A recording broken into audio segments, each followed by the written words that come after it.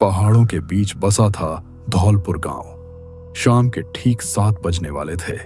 तभी गांव के हर कोने से एक अजीब सी घंटी की आवाज गूंज उठी।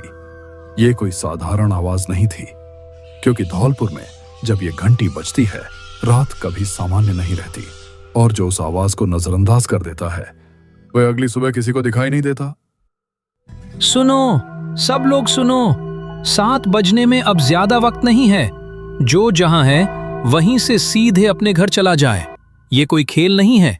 खिड़की दरवाजे बंद करो और कोई भी बाहर मत रहना। 7 बजते ही जो बाहर मिला, उसकी जिम्मेदारी कोई नहीं लेगा। उधर मुखिया अमर सिंह अपने आदमी को फोन लगाता है। चंदू, सुन रहा है ना? तूने सबको बता दिया है या नहीं? हाँ मुखिया जी, मैंने घंटी बजा दी है। ज्यादातर लोग अपने घरों में जा चुके हैं। बस 2-4 बच्चे हैं मुखिया जी, जो अभी रास्ते में हैं, अपने घरों की तरफ ही जा रहे हैं। ज्यादातर का क्या मतलब है?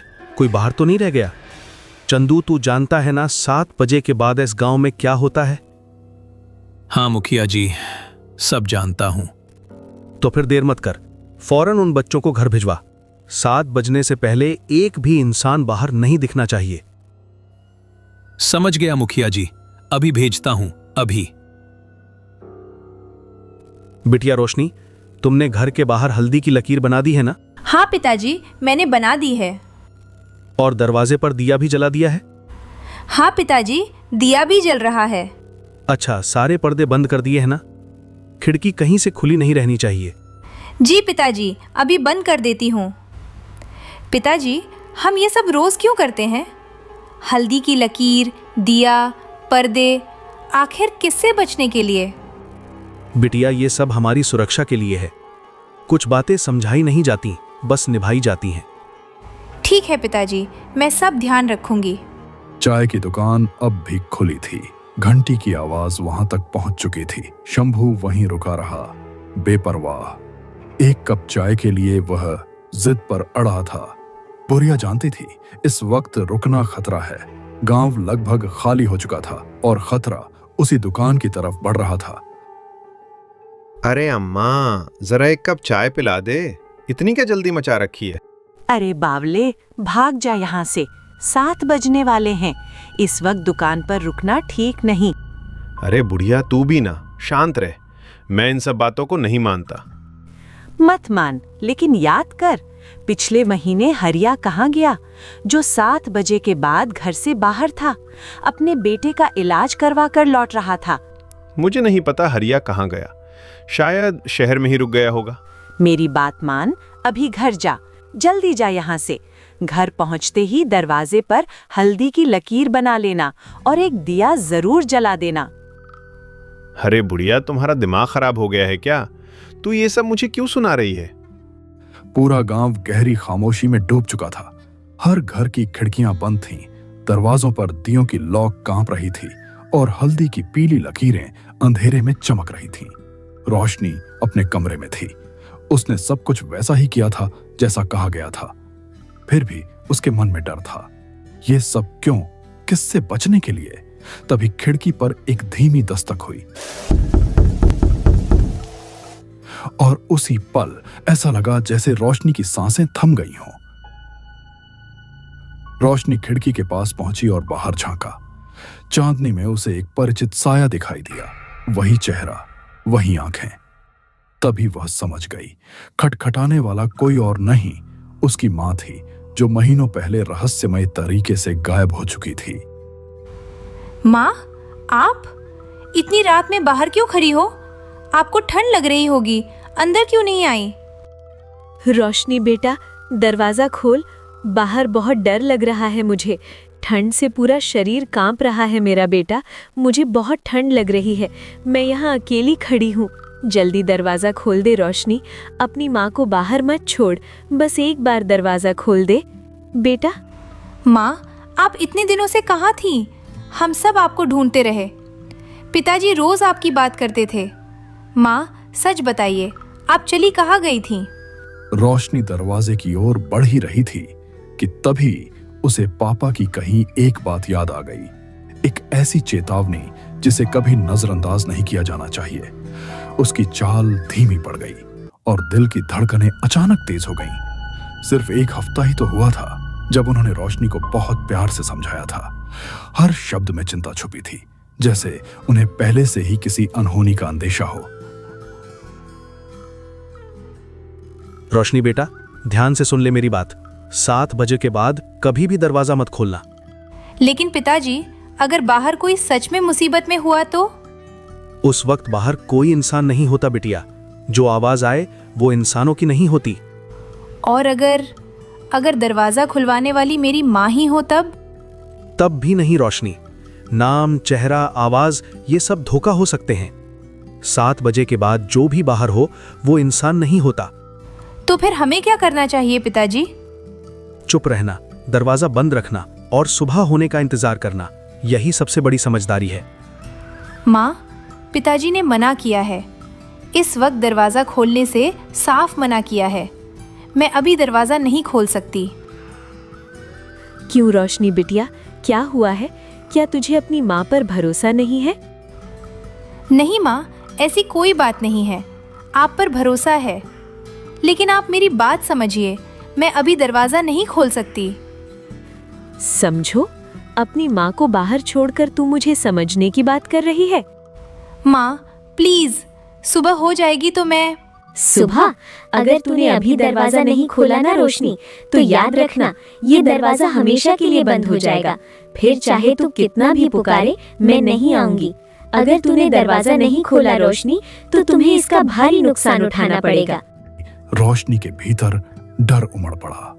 उसने झट से पर्दे बंद किए और बिना पलटे अपने पापा के कमरे की ओर दौड़ पड़ी।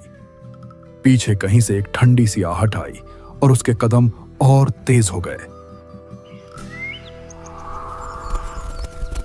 सूरज निकल चुका था। रात का डर अब रोशनी में बदल रहा था। अमर सिंह जब अपने कमरे से बाहर आए तो देखा रोशनी पहले से ही घर के बरामदे में बैठी थी। उसकी आंखों में रात भर की थकान थी। अमर सिंह को सामने देखते ही रोशनी ने चुपचाप सिर उठाया और उसने कहा, पिताजी, कल रात कोई आई थी, दरवाजे पर खड़ी थी, बार बार दरवाजा खोलने को कह रही थी। मैंने नहीं खोला, लेकिन उसकी आवाज, उसका चेहरा, सब कुछ माँ जैसा ही था। बिटिया, वो तुम्हारी माँ नहीं थी। जो तुमने देखा और सुना वो सिर्फ एक भ्रम था। लेकिन पिताजी, मुझे यकीन था वह बिल्कुल माँ जैसी ही लग रही थी। इसीलिए तो मैं कह रहा हूं रोशनी, अब बातें काफी हो चुकी हैं। तो मेरे साथ चल, आज मैं तुम्हें कुछ दिखाना चाहता हूं ताकि तुम्हें सब समझ आ जाए। दोनों गांव की सीमा पार करते हुए एक पुराने कुएं के पास आकर रुक गए। वह कुआं इतना प्राचीन था कि उसे देखते ही एहसास हो जाता था यह जगह साधारण नहीं है। उसकी टूटी हुई मुंडेर, काय जमी दीवारें और गहराई से उठती ठंडी हवा किसी छिपे खतरे की गवाही दे रही थी। ऐसा प्रतीत होता था मानो उस कुएं की अथाह गहराइयों में न जाने कितने अनकहे राज दफन हो। इतनी गहराई की किसी इंसान की नजर वहां तक पहुंचना लगभग असंभव था। बस उसमें झांकने भर से ही दिल में एक अनजाना डर और रहस्यमयी सिहरन जाग उठती थी। ऐसा लगता था जैसे वह कुआं सिर्फ पानी नहीं समेटे हुए है, बल्कि अपने भीतर कोई भयानक सच छुपाए बैठा है।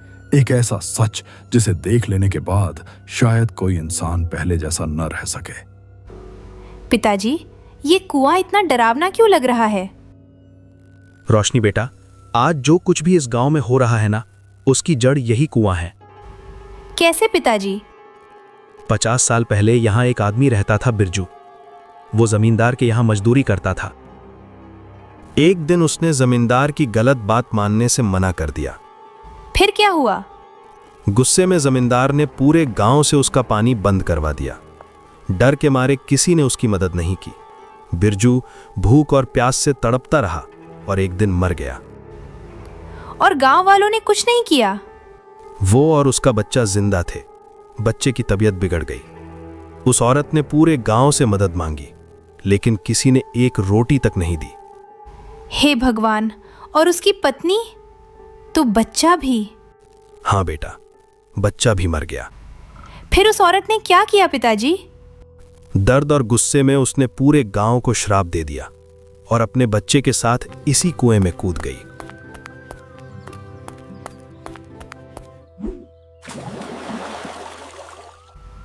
इसलिए 7 बजे के बाद कोई बाहर नहीं रहता।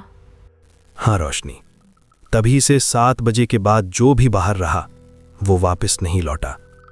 रात के ठीक 7 बज चुके थे। शंभू अपने घर के अंधेरे कोने में बैठा शराब पी रहा था। बाहर फैली खामोशी से वह बेखबर था। उसे अंदाजा भी नहीं था कि यह रात उसके लिए कुछ और ही लिख चुकी है। उसने दरवाजे पर न हल्दी की लकीर बनाई थी और न ही वहां कोई दिया जलाया था, जैसे खतरे को उसने खुद ही न्योता दे दिया हो। अरे ये पूरा गांव ही झूठा है, सब ड्रामे हैं। कौन से भूत प्रेत, सब बकवास बातें हैं। डराने के लिए कहानियां बना रखी हैं लोगों ने। मैं किसी घंटी वंटी को नहीं मानता। जो होना होगा देख लेंगे। कोई भूत मेरा कुछ नहीं बिगाड़ सकता। शंभू ठिठक गया। अजी, जरा दरवाजा खोलिए, मैं बाहर खड़ी हूँ, बहुत ठंड लग रही है। क्या अपनी पत्नी को बाहर ही छोड़ देंगे? बस एक बार दरवाजा खोल दीजिए। अरे मालती, तू तो 5 साल पहले मर चुकी थी ना। अजी, मैं जिंदा हूँ, दरवाजा खोलिए, मुझे अंदर आना है। यह आवाज किसी और की नहीं थी, बल्कि उसकी पत्नी की थी, जो 5 साल पहले मर चुकी थी। आवाज बिल्कुल वैसी ही थी जैसे वह आज भी जिंदा हो। शराब के नशे में डूबा शंभू, जो बरसों से अपनी पत्नी की एक झलक को तरस रहा था, धीरे धीरे दरवाजे की तरफ बढ़ने लगा। उसकी आंखों में उम्मीद थी, डर नहीं। उसी वक्त गांव के किसी आदमी ने रोशनी को खबर दी। पिताजी, शंभू चाचा ने आज ना हल्दी की लकीर बनाई है और ना ही दरवाजे पर दिया जलाया है। यह सुनते ही अमर सिंह के चेहरे का रंग उड़ गया। क्या कहा तुमने? ये ठीक नहीं हुआ रोशनी। हाँ पिताजी, सब कुछ वैसे ही खुला पड़ा है। और आप पिताजी? तुम अभी दरवाजा अच्छी तरह बंद करो, खिड़की पर्दे सब बंद कर लेना। मैं अभी जाता हूँ, खुद जाकर देखता हूँ शंभू को। जब तक मैं लौटूं, दरवाजा किसी भी हालत में मत खोलना। उन्होंने झट से अपने गले में रुद्राक्ष की माला डाली और बिना एक पल गंवाए शंभू के घर की ओर बेतहाशा दौड़ पड़े। रास्ते भर दिल जोर जोर से धड़कता रहा। मन में बस एक ही डर था, कहीं बहुत देर न हो चुकी हो। जब वह वहां पहुंचे तो सामने का मंजर देखते ही उनके कदम थम गए और अमर सिंह के होश उड़ चुके थे। अमर सिंह के वहां पहुंचने से पहले ही सब कुछ खत्म हो चुका था। शंभू ने डर और उम्मीद के बीच खुद ही दरवाजा खोल दिया था। जब अमर सिंह उसके घर के बाहर पहुंचे तो उनके सामने जमीन पर शंभू की निःशब्द लाश पड़ी थी। हे भगवान, मैं देर कर गया। अगर थोड़ा पहले पहुंच जाता तो शायद। शंभू, मैंने कितनी बार समझाया था तुझे, कभी किसी की बात नहीं सुनी तूने। घमंड में सबको झूठा समझता रहा। क्यों नहीं माना तूने नियम? एक लकीर, एक दिया, इतना भी नहीं कर पाया। तेरी जिद ने आज तुझे ले डूबा शंभू। ऐसा प्रतीत होता था जैसे दरवाजा खुलते ही अंधेरे से कई हाथ एक साथ बाहर निकले हों। उन हाथों ने शंभू को बेरहमी से खींचा और एक ही पल में उस पर टूट पड़े। किसी को कुछ समझने का मौका तक नहीं मिला। उसकी चीख पूरे गांव में गूंज उठी और फिर सब कुछ खामोश हो गया। अमर सिंह समझ चुके थे कि अब कुछ भी बदला नहीं जा सकता। भारी मन और टूटी उम्मीद के साथ वह घर लौट आए।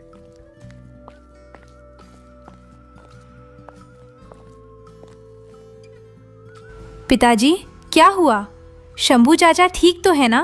कुछ देर सोचने के बाद उन्होंने रोशनी की ओर देखा और गंभीर स्वर में उससे कहा, रोशनी बेटा, अभी इन बातों में मत पड़ो। रात बहुत हो गई है, तुम अब जाकर सो जाओ, सुबह बात करेंगे। मैं भी थोड़ा आराम कर लेता हूं। रोशनी कुछ पूछने ही वाली थी कि अमर सिंह बिना कुछ कहे अपने कमरे में चले गए। वह समझ गई कि अब सवालों का कोई जवाब नहीं मिलेगा। थकी और डरी हुई रोशनी भी चुपचाप अपने कमरे में चली गई और कब नींद आ गई उसे पता ही नहीं चला।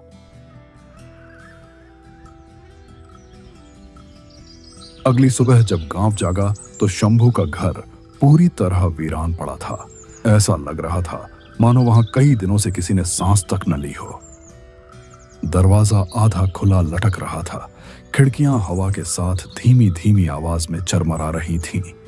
घर के अंदर हर चीज बिखरी हुई थी, जैसे किसी ने जल्दबाजी में सब कुछ छोड़ दिया हो। लेकिन सबसे डरावनी बात यह थी कि अब शंभू की मौत भी रहस्यमयी बन चुकी थी, बिल्कुल वैसे ही जैसे गांव के दूसरे लोग एक एक करके रहस्यमयी ढंग से गायब हो चुके थे। वे लोग जैसे जमीन में समा गए हों या हवा में घुल गए हों। किसी ने कुछ देखा नहीं और किसी को आज तक यह पता नहीं चल सका कि आखिर उन सब के साथ हुआ क्या था। रोशनी बेटा, अब हमें वही करना पड़ेगा जो मैं कभी करना नहीं चाहता था। पिताजी, आप क्या कह रहे हैं? मुझे उस कुएं में उतरना पड़ेगा, चाहे कितना भी खतरा हो, चाहे कितना भी अंधेरा क्यों ना हो। लेकिन पिताजी, वह जगह बहुत डरावनी है। अगर शंभू की आत्मा वहां फंसी हुई है तो उसे मुक्त करना हमारा फर्ज है। पिताजी, मुझे बहुत डर लग रहा है, आप संभल कर जाना। बेटा, डर से भागेंगे तो ये श्राप कभी खत्म नहीं होगा। अब पीछे हटने का समय नहीं है। उसी रात गांव के बाहर स्थित उस पुराने रहस्यमयी कुएं के पास अमर सिंह, रोशनी और कुछ चुने हुए गांव वाले आकर खड़े हो गए। घड़ी में शाम के ठीक 6:50 हो रहे थे। आसमान पूरी तरह काले बादलों से ढका हुआ था, जैसे रोशनी को भी वहां पहुंचने से रोक दिया गया हो। हल्की हल्की हवा चल रही थी, जो आसपास खड़े पेड़ों की पत्तियों को इस तरह हिला रही थी मानो कोई अदृश्य शक्ति उन्हें छूकर अपनी मौजूदगी का एहसास करा रही हो। कुएं के चारों ओर घना अंधेरा पसरा हुआ था और पूरा माहौल एक अजीब डरावनी खामोशी ओढ़े खड़ा था। किसी के मुंह से एक शब्द तक नहीं निकल रहा था। सभी गांव वालों की नजरें एक साथ कुएं की अथाह गहराई पर टिकी हुई थीं, क्योंकि आज उस कुएं से जुड़ा कोई पुराना रहस्य सामने आने वाला था। ध्यान से सुनो, 7 बजने में ठीक 10 मिनट बाकी हैं। अगर इन 10 मिनटों में मैं ऊपर वापस नहीं आया तो बिना एक पल सोचे ये रस्सी काट देना। पिताजी, मैं भी आपके साथ चलूंगी। नहीं रोशनी, तुम यहीं रहोगी।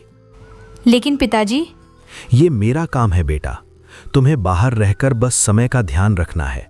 पिताजी, संभल कर जाना। डरो मत रोशनी, जो करना है आज ही करना होगा। अमर सिंह रस्सी थामे कुएं की गहराइयों में उतरने लगे। यह कुआं सामान्य नहीं था, उसकी तली कहीं दिखाई नहीं दे रही थी। नीचे सिर्फ स्याही जैसा अंधेरा फैला था।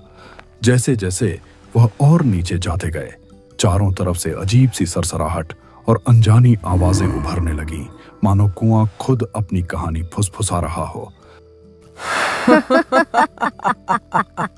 आ गए तुम भी। लेकिन अमर सिंह ने एक पल के लिए भी कदम नहीं रोके। डर को पीछे छोड़ते हुए वह रस्सी के सहारे और नीचे उतरते चले गए। काफी देर बाद उनके पांव आखिरकार कुएं की तली से टकराए।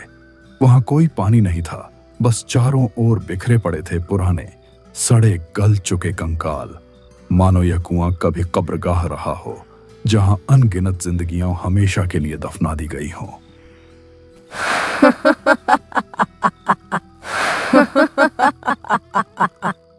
इतनी गहराई में आने की हिम्मत कैसे हुई? ये कुआं पानी का नहीं है, ये दर्द और बदले से भरा है। जो यहाँ उतरता है वो वापस नहीं जाता। अब तुम भी इस अंधेरे का हिस्सा बनोगे। बहन, तुम्हारे साथ जो हुआ वो माफी के काबिल भी नहीं है। गांव ने तुम्हें अकेला छोड़ दिया और उस जमींदार ने तुम्हारी जिंदगी छीन ली। जिन लोगों ने तुम्हारा साथ नहीं दिया, जो डर कर चुप रहे, वे भी इस श्राप की सजा भुगत चुके हैं। आज मैं किसी मुखिया की तरह नहीं, एक इंसान की तरह तुम्हारे सामने खड़ा हूं। हाथ जोड़कर माफी मांगता हूं बहन। माफी? इतने सालों बाद माफी का बोझ उठाकर यहाँ उतरे हो? इधर कुएं के बाहर गांव वाले बेचैनी से अमर सिंह का इंतजार कर रहे थे। घड़ी में समय 6:48 दिखा रहा था। हर बीतता पल डर को और गहरा करता जा रहा था। पिताजी, जल्दी कीजिए, अब सिर्फ 2 मिनट बचे हैं। लेकिन अंदर से कोई जवाब नहीं आया। मुखिया जी, जल्दी ऊपर आइए, समय खत्म होने वाला है। अगर शंभू की आत्मा यहाँ फंसी है, अगर और भी मासूम आत्माएं भटक रही हैं, तो उन्हें मुक्त कर दो। ये गांव अब सांस नहीं ले पा रहा। बच्चों की हंसी मर चुकी है, घरों में डर बस चुका है। जब मैं अपने बच्चे को गोद में लिए दर दर भटक रही थी, तब किसी ने मुझसे ये नहीं पूछा था कि मुझे क्या चाहिए। भूख से सूखते होंठ, कांपते हाथ और मेरी गोद में तड़पता मेरा बच्चा। उस वक्त ये गांव अंधा और बहरा बना रहा। जमींदार ने जुल्म किया, लेकिन गांव ने चुप रहकर उसका साथ दिया। कोई एक रोटी दे देता, कोई एक आवाज उठा देता, तो शायद आज ये कुआं लाशों से भरा ना होता। ये जो चीखें तुम सुनते हो ना अमर सिंह, ये बदले की नहीं है। ये उन मासूम आत्माओं की हैं जिन्हें जीते जी इंसान बनने का हक नहीं मिला। मैंने श्राप गुस्से में नहीं दिया था, मैंने श्राप अपने टूटे हुए दिल से दिया था। तुम्हारा दर्द हमने देर से समझा, लेकिन आज समझ चुके हैं। अब इस श्राप को यहीं रोक दो। हर रात 7 बजे जो डर उतरता है इस गांव पर, वो मेरा बदला नहीं, वो मेरी याद है।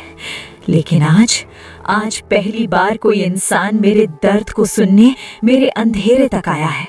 अगर तुम सच कह रहे हो, अगर ये गांव अपने गुनाह मानने को तैयार है, तो शायद अब ये अंधेरा यहीं थम सकता है।